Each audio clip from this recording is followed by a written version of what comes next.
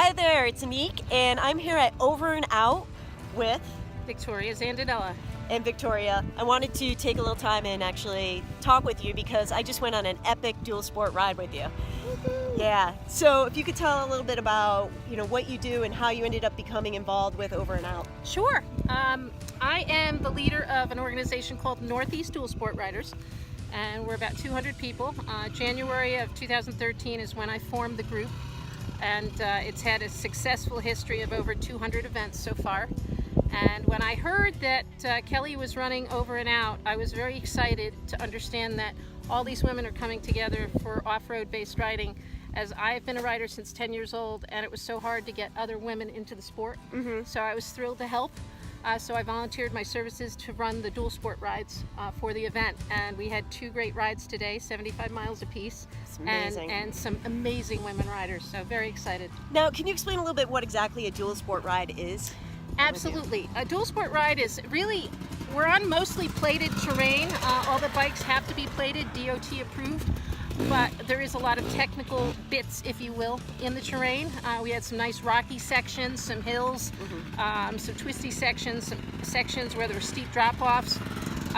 So there's a lot of challenge in a dual sport route, but most of it is legal, and we prefer smaller bikes, 250, 250 to 650 on most of the routes. That allows us to make sure that we can get through them all efficiently. But some skilled riders on some larger displacement bikes can also do dual sporting. But we are not adventure riders per se, not the larger displacement bikes. The smaller displacement bikes are the more fun bikes, and that's why we encourage them. And pretty much on the ride that we went on, mostly people were riding like 1 or 250s. 250s, yeah. Yep. That was the vast majority of our riders today.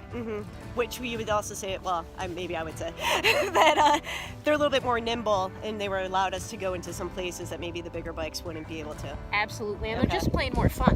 Yeah. We were able to do things, and really with the 250, you really don't have to think as much as you do on a heavier bike. You're able to navigate things more quickly and easily, get over rocks, roots, get through water and such a lot more easily and safely than you are on a larger bike. So nice. It's a lot more fun. And how did you find the roads? I mean, because these were dirt roads that, I don't even know. I very rarely drive down regular dirt roads. Well, when I heard Kelly was organizing in Hancock, New York, I was really excited because I've ridden all these roads, and the dirt roads around the Delaware River are amazing on both sides, Pennsylvania and New York.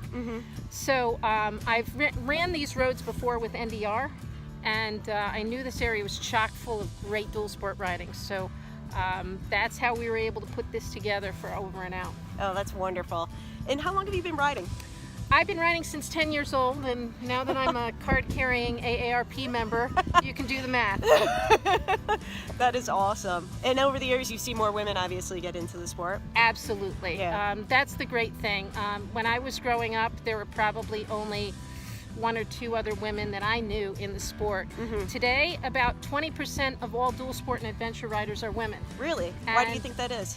Attention everyone, the raffle is now. The raffle? Oh, woohoo! Riders riding in the I think We Big mini games. Meet us at the track. Women finally are realizing that they have as much at skill 6 and o'clock sometimes at the more mini skill track than right their male across from the counterparts. pavilion. And I think manufacturers are finally coming around to the point that they need to make vehicles with manageable seat heights and manageable, reach to the bars and things like that. So a smaller rider, such as a woman, can adequately fit on the bike and be comfortable on it. So a lot of it has to do with manufacturing. BMW is making great inroads, and a lot of us women are finding that these smaller dual sports that we rode today are perfect. Yeah. So it's really a combination of women seeing other women get into the sport and finding the right bikes that fit us so we can have fun on them. Absolutely. And one of the things I'd like to point out is that I was following you, and you were riding incredibly well and incredibly fast, and really like pushing this small bike, which some people would think that they don't have enough power. But you were really... That's a very common misnomer of small bikes, that they can't go anywhere. I run an XT250. It's 39,000 miles old, all of my miles. And everybody's like, those bikes won't last. I'm like, well, tell him, because he's still going. Small bikes can go everywhere. We in America have this presumption that you can't do anything unless you have a 1000cc bike. Not Right. true. All over the rest of the world, people manage on 125 cc's and 250 cc's, and they go everywhere.